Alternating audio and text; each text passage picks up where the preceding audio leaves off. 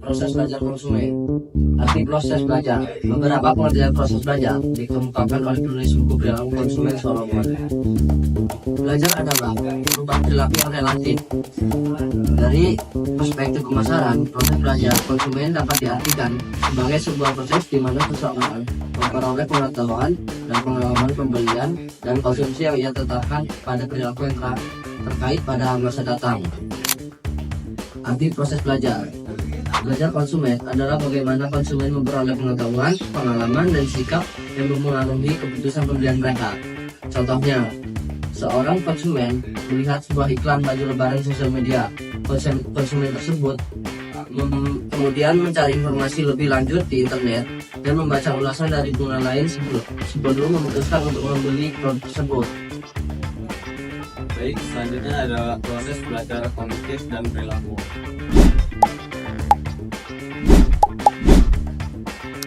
Proses belajar kognitif adalah proses belajar yang didirikan oleh adanya perubahan pengetahuan yang digunakan kepada proses mental konsumen atau mempelajari informasi. Proses belajar kognitif membahas bagaimana informasi ditransfer dan disimpan di memori jangka panjang. Proses belajar perilaku adalah proses belajar yang terjadi ketika konsumen beraksi terhadap lingkungannya, yang mengartikan proses belajar perilaku sebagai sebuah proses di mana pengalaman dengan lingkungan akan menyebabkan perubahan perilaku yang relatif yang permanen. Selanjutnya saya akan membacakan proses belajar classical conditioning. Classical conditioning adalah suatu teori belajar yang mengutarakan bahwa makhluk hidup, baik manusia maupun hewan, adalah makhluk pasif yang bisa diajarkan perilaku tertentu melalui pengulangan. Nah, orang pertama yang melakukan proses belajar classical conditioning yaitu Ivan Pavlov. Ivan Pavlov adalah seorang psikolog Rusia yang melakukan percobaan terhadap seekor anjing untuk membuktikan teori belajar classical conditioning. Dia yang pertama kali menguraikan model dari belajar classical conditioning. Selanjutnya, classical conditioning dan pemasaran. Nah, dalam kehidupan sehari-hari, banyak hal yang berfungsi sebagai education stimuli dan dimanfaatkan dalam komunikasi pemasaran. Operant conditioning adalah proses belajar yang terjadi pada diri konsumen akibat konsumen menerima imbalan yang positif atau negatif karena mengkonsumsi suatu produk sebelumnya.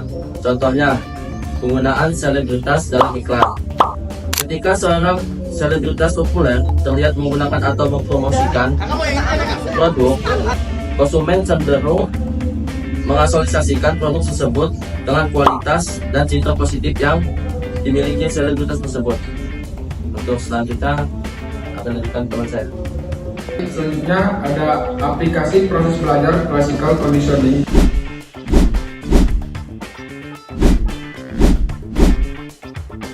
Dalam pemasaran, yang pertama ada pengulangan. Pengulangan adalah proses menyampaikan pesan kepada konsumen berulang kali dengan frekuensi yang berkali-kali. Terus ada generalisasi stimulus.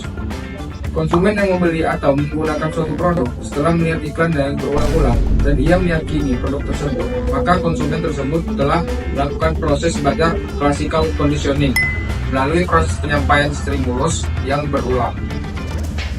Terus selanjutnya ada diskriminasi stimulus. Diskriminasi stimulus adalah lawan kata dari generalisasi stimulus. Pada generalisasi stimulus, konsumen diharapkan bisa mengambil kesimpulan yang sama dari berbagai stimulus yang relatif berbeda. Contohnya, iklan sirup marjan saat bulan Ramadan menampilkan kebersamaan keluarga saat berbuka puasa. Jadi, konsumen ini mengasosiasikan sirup marjan dengan kebahagiaan saat Ramadan. Nah, selanjutnya ada proses belajar instrumental atau operant conditioning. Para pemasar telah berusaha mengaplikasikan konsep classical conditioning seperti receptionist, stimulus generation, dan stimulus discrimination dalam memasarkan produk-produk mereka. Kemudian ada makna instrumental atau operant conditioning. Operant conditioning adalah proses belajar yang terjadi pada diri konsumen akibat konsumen menerima imbalan yang positif atau negatif karena mengkonsumsi suatu produk sebelumnya. Imbalan yang diterima konsumen karena dia mengkonsumsi produk tersebut akan mempengaruhi keputusan para konsumen berikutnya. Apakah konsumen tersebut akan membeli produk tersebut atau tidak. Selanjutnya ada perbedaan klasikal dan operant conditioning. Pada classical conditioning, proses belajar terjadi karena konsumen membuat asosiasi antar dua stimulus yang selalu dipasangkan bersama-sama. Operant conditioning adalah proses belajar yang terjadi karena adanya reward yang diterima oleh para konsumen. Classical conditioning sangat bermanfaat untuk menjelaskan perilaku yang sederhana, sedangkan operant conditioning sangat berguna untuk memahami perilaku yang sangat rumit. Selanjutnya, di sini ada observasi learning, yang dimana observasi learning yaitu adalah proses belajar yang dilakukan konsumen ketika ia mengamati tindakan dan perilaku dari orang lain dan konsekuensi dari perilaku tersebut apa yang akan dia dapat. Konsumen meniru perilaku dari orang lain tersebut sehingga dikenal sebagai modeling atau meniru dari perilaku orang lain. Konsumen mempelajari perilaku tersebut, mengamati perilaku dari orang lain dan konsekuensi dari perilaku tersebut.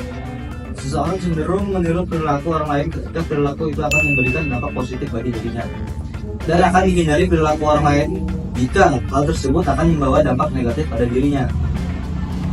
Nah, sebagai contoh di sini ada ketika kita sebagai konsumen seringkali mengamati ulasan atau testimoni dari orang lain di platform seperti e-commerce, YouTube, dan blog, atau memutuskan apabila mereka akan membeli produk tertentu.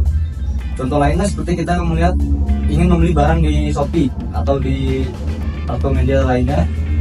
Ketika kita ingin membeli barang itu, yang kita lihat terlebih dahulu adalah ulasan di komen barang tersebut. Ada yang lihat barang itu bagus, ada yang menilai barang itu jelek, dan tergantung dari kita ingin membelinya atau tidak. Ini itu saja yang bisa saya sampaikan. Selebihnya mohon maaf. Terima kasih.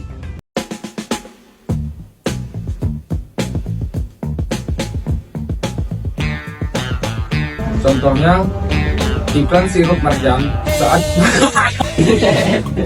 Maksudnya kamu, kau diam.